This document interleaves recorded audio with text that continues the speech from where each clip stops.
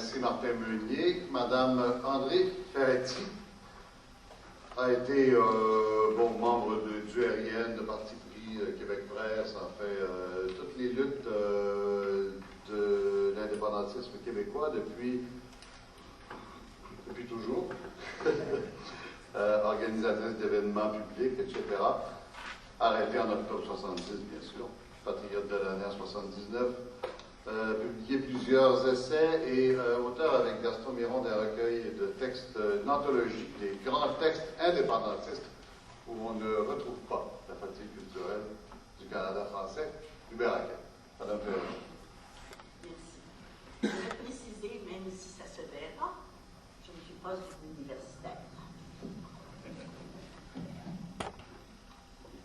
Je veux, pour vous indiquer d'emblée la position, le point de vue sur le thème débattu, mon point de vue sur le thème débattu ce soir, en vous informant, même si vous le savez, que je suis indépendantiste. Je le suis devenu à l'automne 1956 en assistant à quelques cours de l'historien Maurice Séguin qui renouvelait radicalement la compréhension de notre histoire nationale. Depuis, je milite pour l'indépendance du Québec.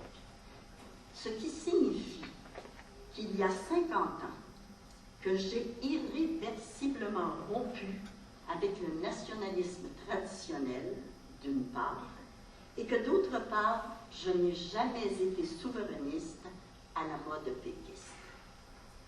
Par conséquent, je ne suis pas fatiguée.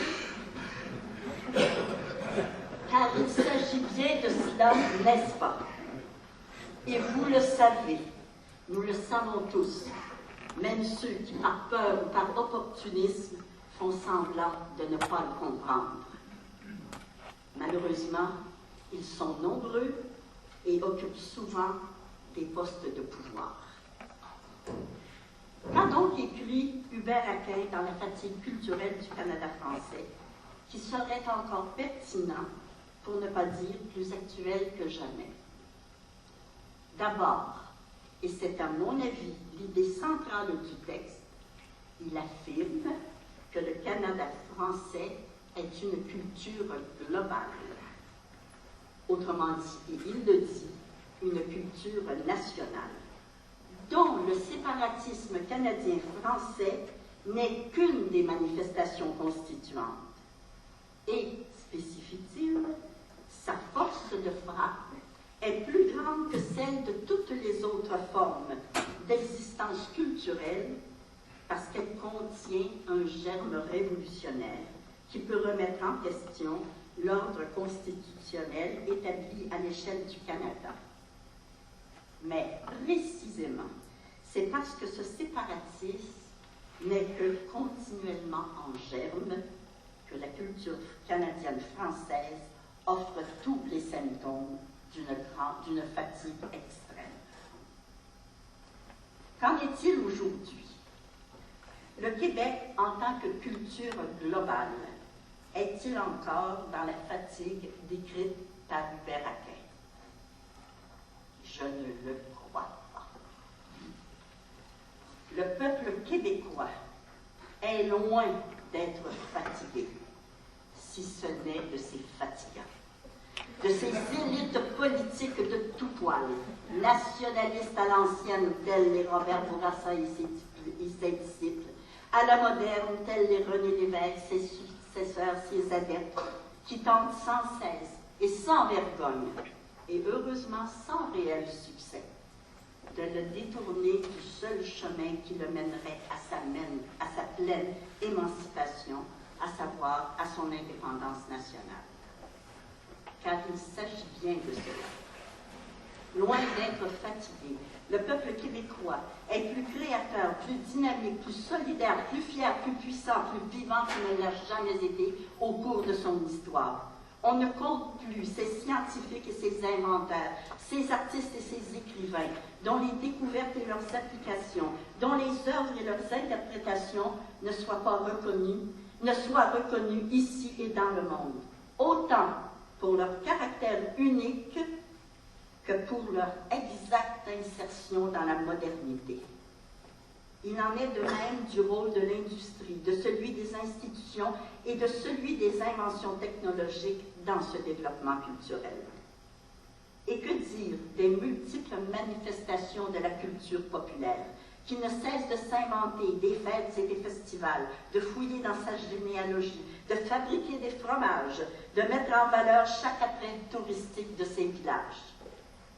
Et progrès incommensurable par rapport au tournant des années 1960, le peuple québécois se prend lui-même de plus en plus comme point de référence. Les œuvres des prédécesseurs dans tous les domaines du savoir, de l'art et de l'entrepreneurship devenant source d'inspiration et de recréation. Accomplissant ainsi ce qu'Aquin disait, plus on s'identifie à soi-même, plus on devient communicable, car c'est au fond de soi-même qu'on débouche sur l'expression. Ainsi est disparu un des symptômes de notre fatigue identifié par notre auteur, la nécessité du déracinement et de l'exil, de la percée à Ottawa et de la ratification du talent à Paris.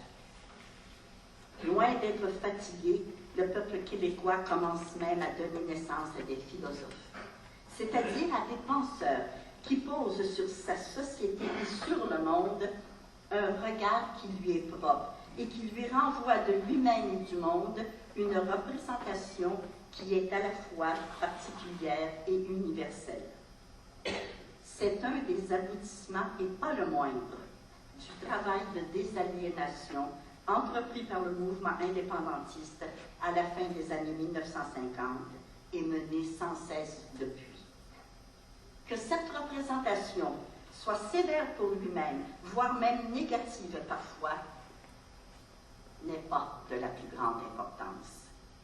L'important, c'est que grâce à ce travail de la pensée, les Québécois ne se laissent plus définir par les autres. Les vues méprisantes des Jane Wong et compagnie indignent désormais jusqu'au désormais Jean Charest.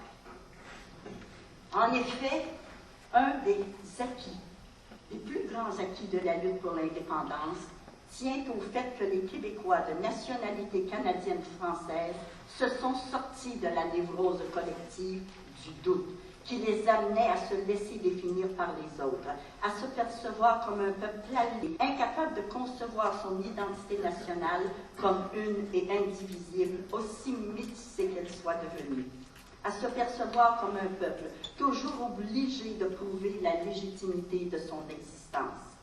Et cela, malgré tous les discours adverses tenus par les oligarchies politiques et économiques canadiennes et leurs valets québécois et puissamment diffusés.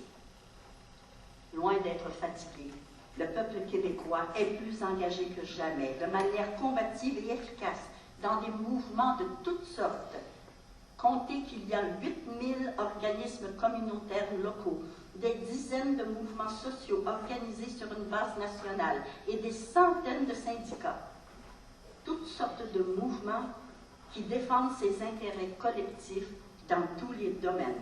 Développement de son économie sociale, protection de l'environnement, promotion de l'égalité entre les hommes et les femmes, promotion d'un plus juste partage de sa richesse, celle tirée de l'exploitation de ses richesses naturelles, tirée des fruits de son travail dans l'industrie, le commerce, l'éducation, celle tirée de sa créativité, de son savoir et de son savoir-faire, sans oublier les projets de société qu'il élabore et les débats idéologiques qu'il propose et suscite.